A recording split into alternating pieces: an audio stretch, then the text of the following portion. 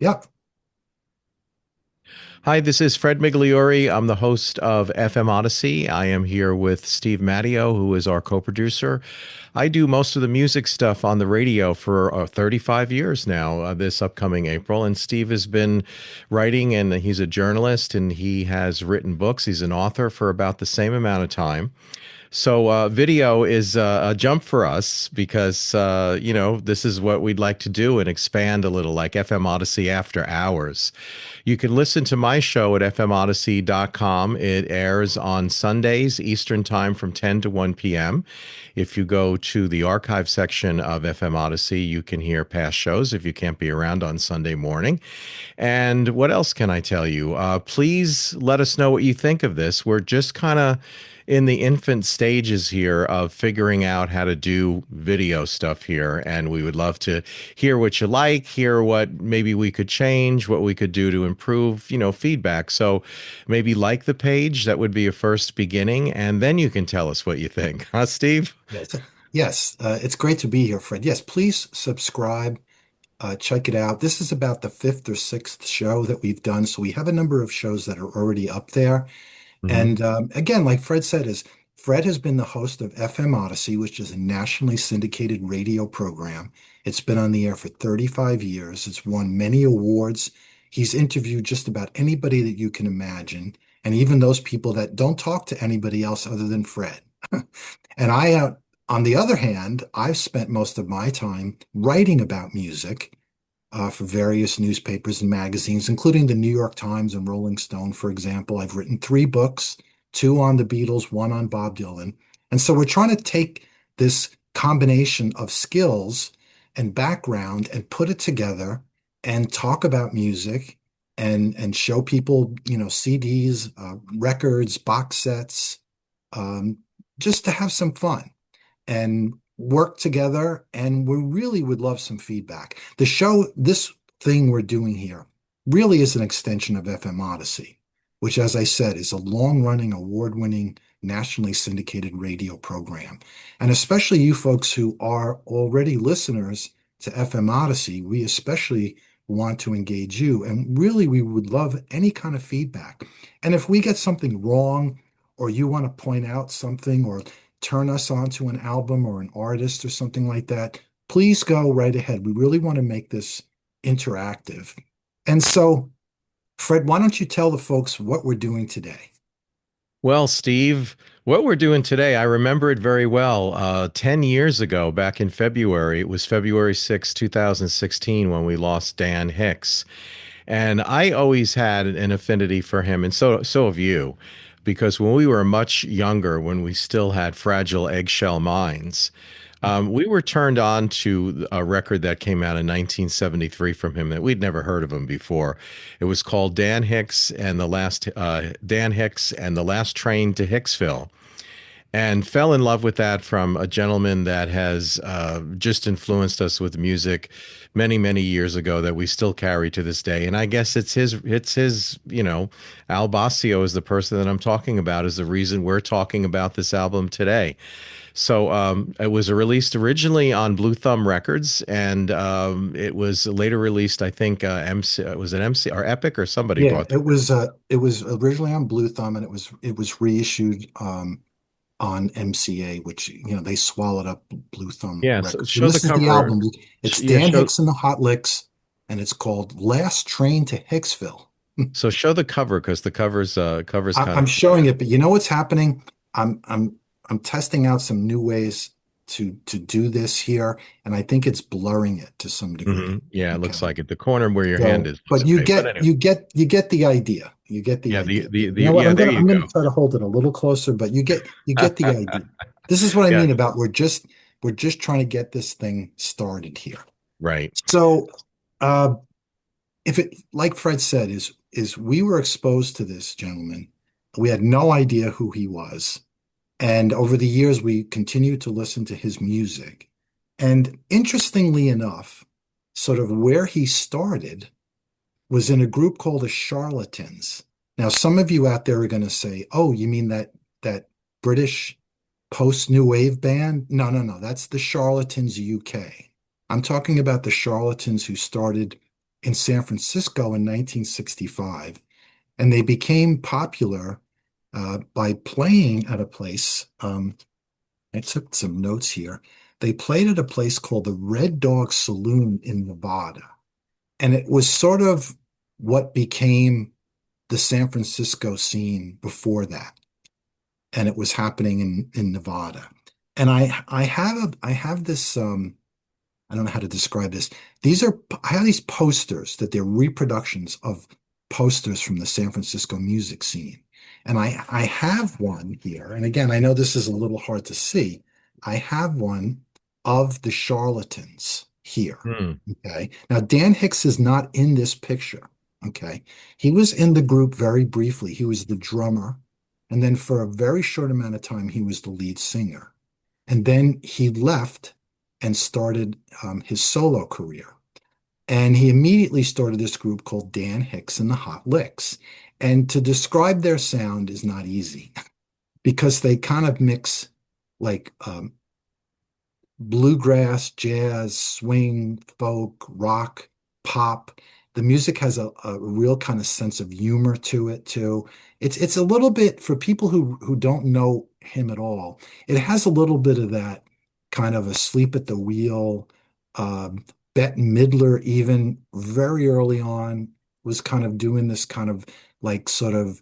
It's almost like a psychedelic Western swing kind of music. It's Right. really hard to describe. Right. Like 20s, 30s, and 40s, like Right, swing jazz right, that has a whole bunch of other elements that showed up in the late 60s, which you can imagine the spin that got. right. And so what I'm going to do here is to get started.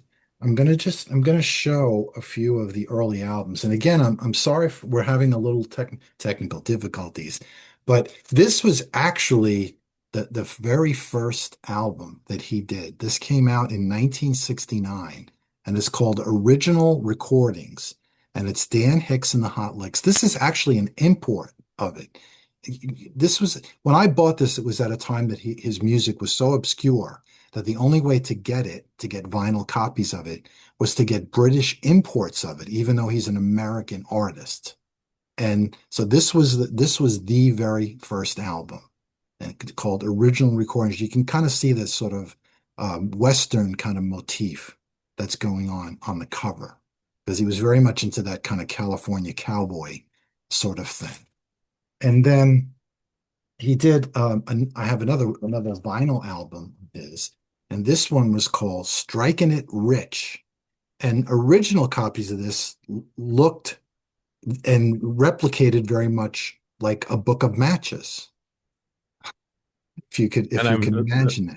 I'm seeing the price on that too. Does that say Yes. Well, 299? some of these are, albums that I bought, used Hmm. copies of, or I Right. bought them when people didn't want records anymore. There was a period that people just, didn't want records. It was interesting. On this one, it's got the stickers here, the price stickers from Tower Records, where they Mm. were literally giving this away. It was $7, then it was $6, then it was 4.50. I mean, they couldn't give these things away. Now go on Discogs and try to find mint copies of these in the shrink and Hmm. see what they cost. Well, Okay. and I think that's just evidence of the fact that everything that happened back then, nobody knew.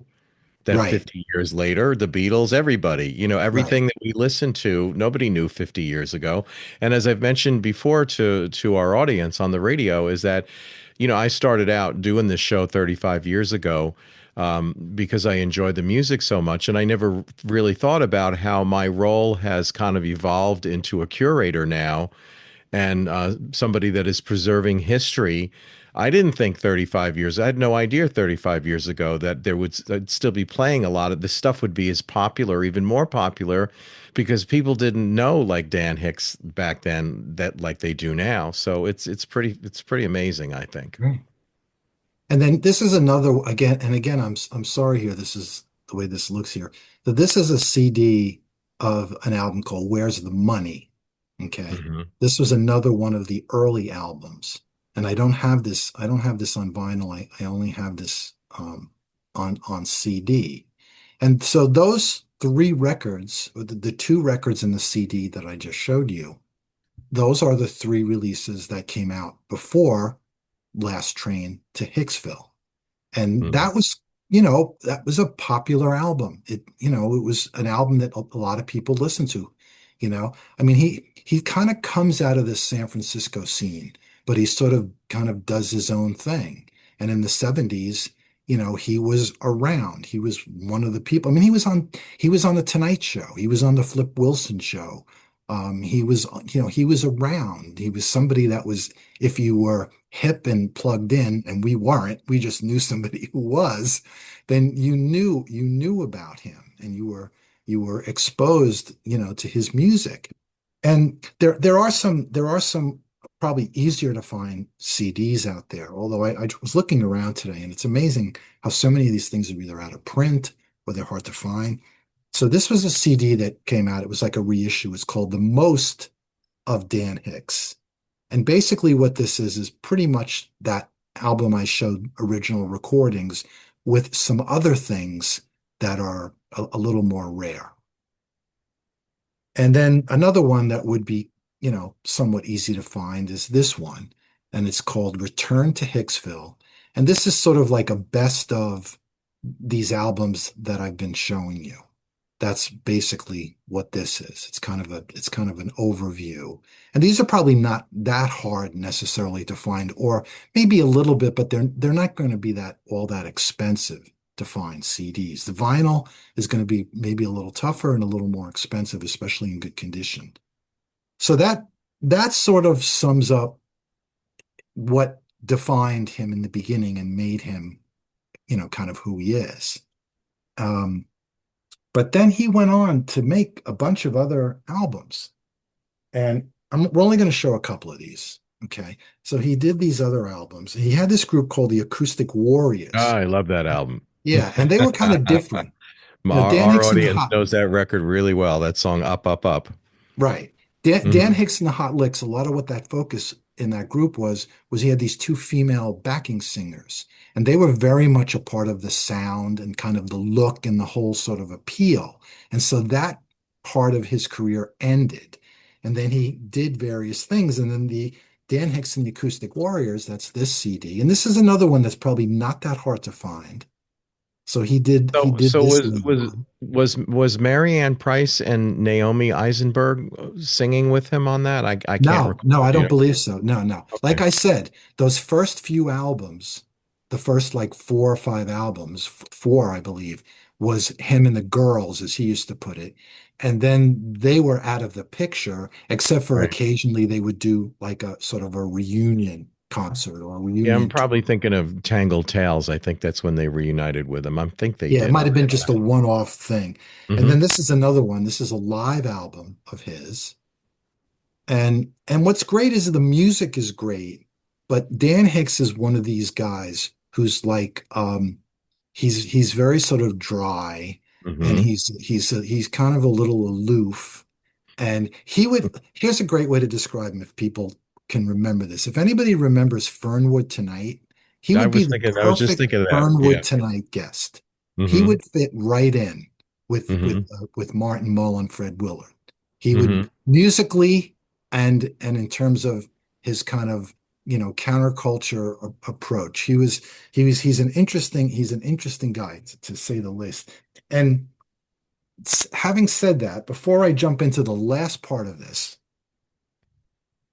when I was looking for the stuff today, the albums and the CDs, in one of the albums, I had this with his autograph. And what this is from, and the folks who are viewing this in my neck of the woods here, and used to be Fred's neck of the woods, Long Island. This is from the Stephen Talkhouse. Hmm. This was a program, and he played there, and we went to see him. And they take breaks, and he would literally just go to the bar and order a drink. So I went over and I talked to him, and I was chatting with him. And so he was in a movie called Class Action, directed by Michael Apted. It came out in 1991. Gene Hackman is in it. He's in a scene like in a bar or a club, and they're playing in the background. And I said, "Oh, we recently saw that movie that you were in, that the group was playing in." And he looked at me like I was crazy, like I had three heads.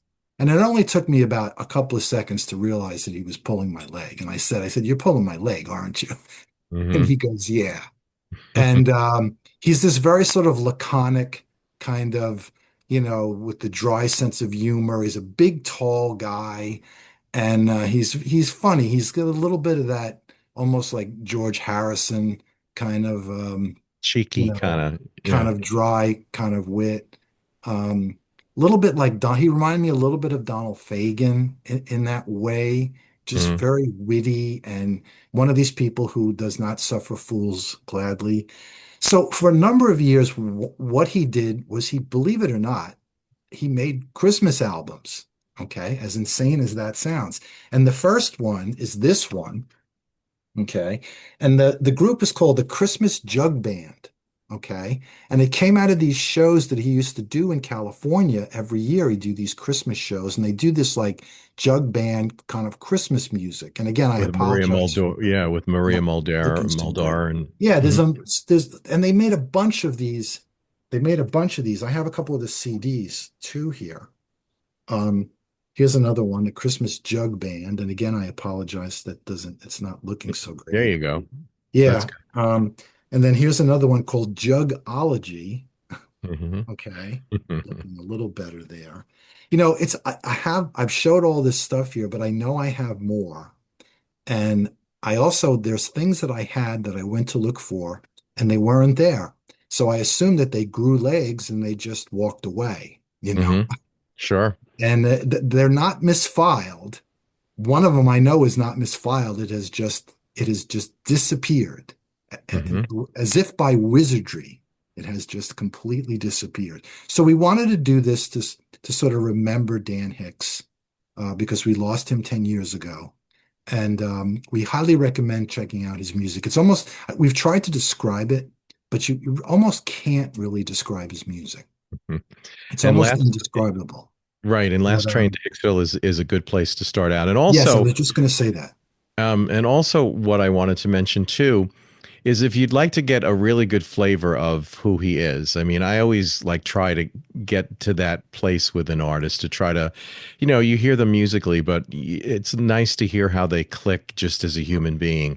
If you go online and you look, you can go back to NPR's All Things Considered, and back in 2000, I think it was either the end of 2015, he did an interview with them for the album that he released. Oh, no, no, no.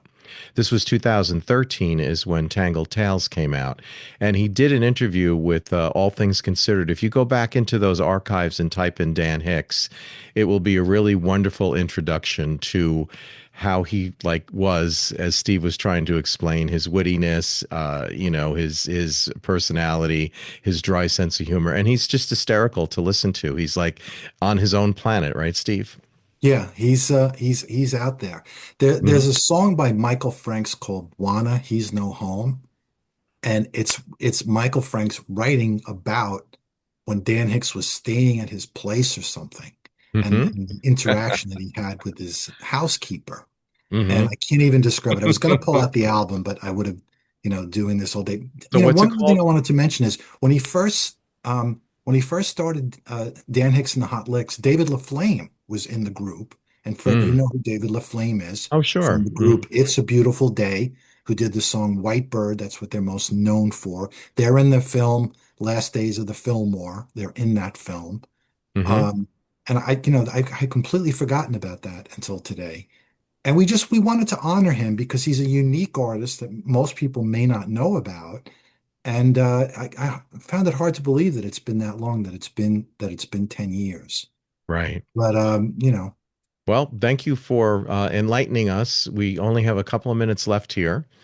So, do you have an album? oh yeah, we should try to do this really fast now because Uh, we're completely running out of time here. But yeah, I have it right here. I So have I'll one do too. this quick. I wanted to acknowledge the passing of Bob Weir, which happened a few weeks ago. We haven't been on the air since then. And so I pulled out the very first album from the Grateful Dead, which they wanted to call San Francisco's Grateful Dead, but the record company said no. And it's hard to believe that this is from so many years ago. This is 1967. This came out just as FM radio was happening. And what else can you say about it? It's the debut album from the Grateful Dead, and we just wanted to acknowledge Bob Weir, such an amazing person and a tremendous loss. Words doesn't describe it. Listen to the music. That's what I would suggest. Very good. And we just did a tribute to Bob Weir on FM Odyssey. I think it was last week, a whole hour of not just his days with the Grateful Dead, but his solo career and songs that he guested on, like with Maria Muldaur and some other folks. So Yeah. my pick this week comes from, once again, Acoustic Sounds. We've talked about them before. They make the UHQR vinyl pressings on 45 RPM. And here is a really, really nice version of a pressing of Kinda Blue from Miles Davis. And what's interesting, and I didn't really know this, I never heard of this before, Steve, but apparently they have corrected the speed on this Right. because Yeah. I when it have was, that too. I have to listen to it. Yes, there was a yeah, speed yeah, issue, I think on just one side of the stereo version of mhm, it. And I believe the right, original mono tapes are missing or right. destroyed. And this actually has a fourth side that has, well, because it's two albums because they're 45 RPM in order to fit all the original 33 and a third songs on here. But there's an alternate take previously unreleased of flamenco sketches on side 4. So I'm looking forward to listening to that. So that just had come out not too long ago on Acoustic Sounds, and there you go. Okay. So any parting words here? Again, just, please like, subscribe, give us some feedback. We're going to be doing this, and we're not going to do it on a regular basis. And we're still working out the kinks as far as, the visuals and the technical aspects of it and getting our footing. And this is like us sitting around talking about music, and we just want to invite you in and make you part of it. And then this is what we do. We have been doing this since elementary school, hanging around and talking about music together. Yes, Even though that's our very true. careers have gone in two different directions, we've done this forever. And so we want to share this with folks. Very So good. come along and join us here and So, listen to FM Odyssey. It's on every Sunday morning, and it's a syndicated radio show. It's been on the air for decades. Fred is the host. He's the man. Okay. And okay. he's wearing the t-shirt. And Okay. join us. All right. And we'll see you the next time. And don't forget to subscribe to this YouTube page. And until next time, I'll see you on the radio.